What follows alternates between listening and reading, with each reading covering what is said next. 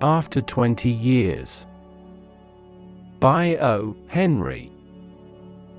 O. Henry was the pen name of William Sidney Porter, an American short story writer who is known for his tales about the life of ordinary people, especially in New York. His stories generally express the effect of coincidence on character through humor, grim or irony. Above anything else, he is known for his surprise endings. Once his trademark, it finally cost him critical favor. The policeman on the beat moved up the avenue impressively. The impressiveness was habitual and not for show, for spectators were few. The time was barely 10 o'clock at night, but chilly gusts of wind with a taste of rain in them had well nigh depeopled the streets.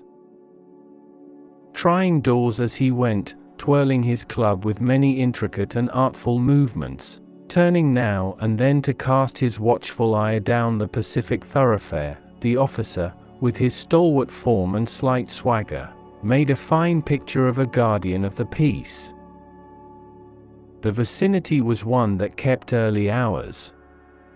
Now and then you might see the lights of a cigar store or of an all-night lunch counter, but the majority of the doors belonged to business places that had long since been closed. When about midway of a certain block, the policeman suddenly slowed his walk. In the doorway of a darkened hardware store a man leaned, with an unlighted cigar in his mouth. As the policeman walked up to him, the man spoke up quickly. "It's all right, officer," he said, reassuringly. "I'm just waiting for a friend. It's an appointment made 20 years ago. Sounds a little funny to you, doesn't it? Well, I'll explain if you'd like to make certain it's all straight. About that long ago there used to be a restaurant where this store stands, Big Joe Brady's restaurant. Until 5 years ago," said the policeman. "It was torn down then."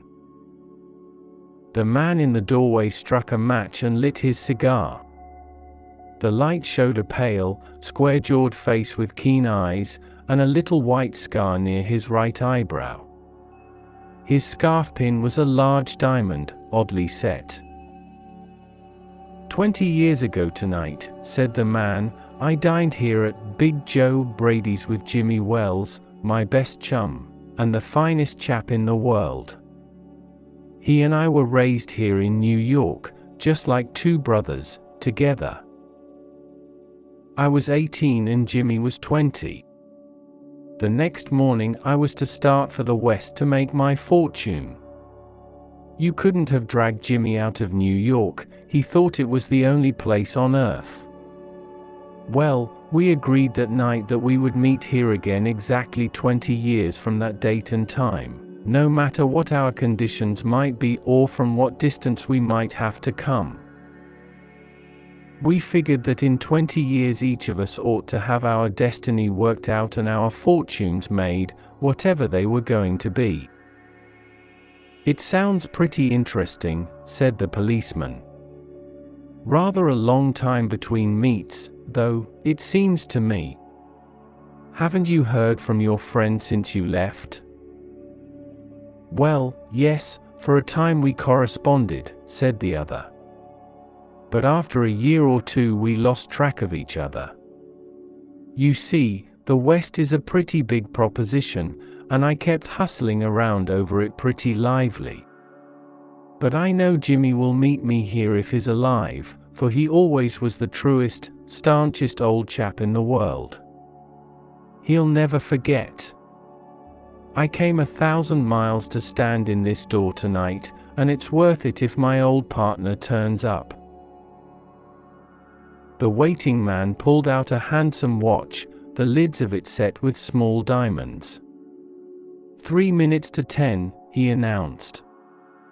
It was exactly 10 o'clock when we parted here at the restaurant door. "Did pretty well out west, didn't you?" asked the policeman. "You bet. I hope Jimmy has done half as well. He was a kind of plodder, though, good fellow as he was. I've had to compete with some of the sharpest wits going to get my pile. A man gets in a groove in New York. It takes the West to put a razor edge on him. The policeman twirled his club and took a step or two. I'll be on my way. Hope your friend comes around all right. Going to call time on him sharp? I should say not, said the other. I'll give him half an hour at least. If Jimmy is alive on Earth, he'll be here by that time. So long, officer. Good night, sir, said the policeman, passing on along his beat, trying doors as he went. There was now a fine, cold drizzle falling, and the wind had risen from its uncertain puffs into a steady blow. The few-foot passengers astir in that quarter hurried dismally and silently along with coat collars turned high and pocketed hands. And in the door of the hardware store the man who had come 1,000 miles to fill an appointment, uncertain almost to absurdity, with the friend of his youth, smoked his cigar and waited. About 20 minutes he waited, and then a tall man in a long overcoat, with collar turned up to his ears, hurried across from the opposite side of the street. He went directly to the waiting man. "Is that you, Bob?" he asked, doubtfully. "Is that you, Jimmy Wells?" cried the man in the door.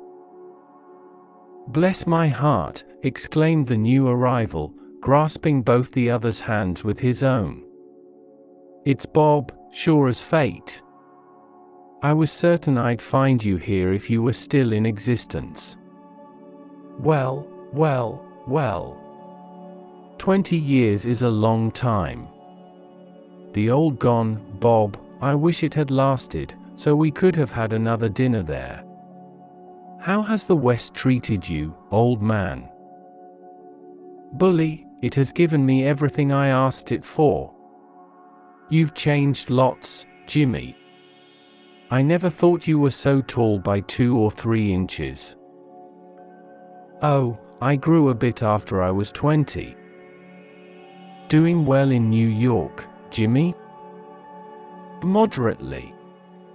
I have a position in one of the city departments.